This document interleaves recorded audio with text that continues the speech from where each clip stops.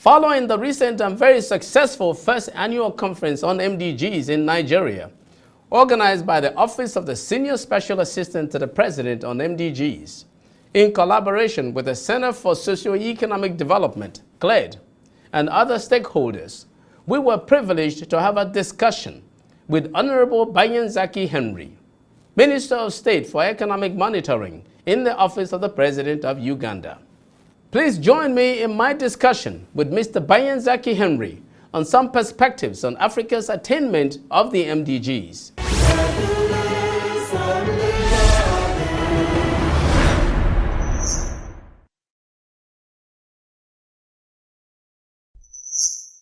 Okay, Honorable Minister, we're very pleased that you're here in our Mdg'S studios here in Abuja. And you haven't come all the way from Kampala, Uganda, and we're happy that you've been able to take the time to come see us in our studios. Now, what are the major things that we have achieved, as a result of the MDG goals? Thank you very much for hosting me. The most important thing that Africa has achieved, I think, was to get a development plan, a global development plan that allowed Africa all together and to have set targets, much of some of these targets we had them within our development plans. Okay. But at least we were given targets to be achieved in a specific time, and it was like it created momentum within the African countries and within our African leadership to achieve these set targets. Yes. And it gave a rider for for country development plans to be like a model plan. Now, of the 8 goals, the 8 major MDGs, which ones do you think African countries are likely to achieve before expiration next year? The only problem here, before I go to what have been achieved, yes. The only problem here is that these goals were set. The whole plan was done from New York. Okay. So it was a top-down kind of plan. Yes. So by the time countries, population, local governments came to adopt them, and parliaments, the main key stakeholders came on board a bit late. Yes, that's true. Came on board 10 years after some of the countries. Absolutely. Some of the countries are coming on board when the Millennium Development Goals are ending. You can see Africa is on track. Actually, when one can say Africa is on track, it's the rising giant economically. Africa is rising. That's where we have I want to just ask a very poignant question here. Earlier when you were talking, you said we were given these targets. And my question has always been, why would we wait in Africa for somebody in New York to give us targets? We didn't know that we have to do something in Africa about maternal health. We did not know that we needed to address the issues of gender parity. We did not know that we needed to send our kids to school. Why must we wait for a set of goals to be dictated from New York? In fact, I think that President Sirleaf was the person that said once that the MDG issue is a basically African issue. There is mainly African countries that are involved with the MDGs. Is it because we're waiting for somebody to tell us what to do? You are absolutely right. But you also well know that Africa, we were more or less our development, our development journey was more or less cut short. And you know very well the coup d'etats in 1960s after independence, when we have our great men, Kwame Nkrumah, Nyerere, Kenyatta, and Patrice Lumumba, yes. And those assassinations came. There was a lot of, I don't know, I can call it sabotage. In the modern world, we can call it sabotage. And because of that, Africa, we did not grow at the pace we would have grown. So we were left on the development radar. And because we were left on the development ladder, having these set goals coming from New York, let's take it positively. We are now the globalization concept. Look at it from the globalization concept. Yeah.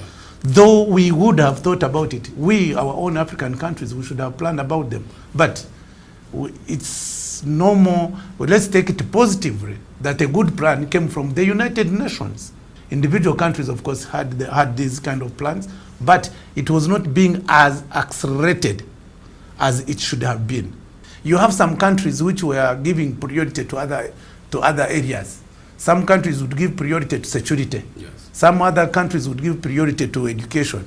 Other countries to health. Other different. So the planning was not homogeneous. So these Millennium Development Goals allowed the whole world, especially the developing countries, to have a homogeneous development agenda. So let's look at it from that point of view. Though I agree with you, Yeah. we don't need to have been reminded that we need to go to end poverty, we need to end hunger, Yes. we need education. Yes. And because of that, the achievement has been sporadic. Yes. Some countries have achieved like goal 1, like for example in my country, Uganda. Yes. We achieved the goal 1, the eradicate extreme poverty, to make it a half within the 15 years. We achieved that. In 1986, the poverty levels were at 56. As I speak now, the poverty levels are at 22%. So that means we achieved on those goals. Absolutely. Universal primary education, it was a learning tool. Most of the countries within Africa, they achieved that. So, but we have achieved the fight, the health environment, areas seem to be the global areas partnership for development. Yes. You know, this is something that in Africa, we know what's happening within our economic blocks. Like Yes. if we take East African community, Yes. it is one of the fastest economic bloc Yes. that we have in Africa. Absolutely, it is. If Yes. you, even the world, Yes. that is composed of Uganda, Tanzania, Kenya, Yes. Rwanda, Burundi. It's Southern Sudan is coming on board. We are thinking of bringing Somalia. As economic monetary minister, what do you see as the role of the private sector in Uganda, and you can take that across Africa, in helping us to speed growth and have inclusive growth in the manner that we want, that we talk about in Africa? Well, you see, countries all over the world, except maybe if we can take an exclusivity of China and some few countries, it is the private sector growth that is leading the governments. Yes. The governments we have, the norm is no longer, the norm is not public. It's not the public, it's not the government that's leading us in growth, it's Yes. private sector. Absolutely. And because it is in the private sector, governments will have a role Yes. to create an enabling environment for this private sector growth. It's the private sector that will create jobs. We did not bring the private sector on board early enough. Actually, it was not brought on board at all. Yes. So we need to bring them on board in the Sustainable Development Goals. We have an opportunity now, in the sense that the Sustainable Development Goals have been, it has come up as a result of consultative process. They are now bottom up. Africa is the most blessed continent on the globe, on the planet Earth. We have all the resources that it takes to develop Africa. All the countries, all the nations world over, they are looking at Africa for exploitation of resources. So it is the high time that Africa will wake up. We wake up the dreams of Kwame Nkrumah and have a united Africa. Yes. And we unite together. Yes. Trade amongst ourselves. Because of time, Minister Henry, I want to, and you are full of knowledge and information, and I wish we had more time to do this. We may have to follow you to Kampala, to continue this discussion. But I want you to just summarize, just tell us here. Everybody says Africa is rising. You just said Africa is rising. And there's attention being paid to Africa now, from across the world, from Yes. China, the United States, from Europe. Can we handle the world this time so that we don't become what we became during the time of colonialism? Can we handle the world? The strength of Africa is in its unity. Yeah. The only reason why Africa we were managed were because we were the partition of Africa. We have smaller states that are weak. You have smaller states, you have like Rwanda, a weak state, Burundi, a weak state, Uganda, Kenya. It was fragmented. And because Africa was fragmented, states were weakened. Because states were weakened, we were easily conquered. So it's high time that Africa will come back together. We have the United Africa. We make the vision of Kwame Nkrumah a reality. Much as we cannot achieve it overnight, but we should take advantage of these economic blocks that we're having, the ECOWAS, the East African Community, we have the SADC. So we first build these blocks together. Let's have the intertrade. There is more business within Africa than Africa trading with China, than Africa trading with America. So let's have an intertrade.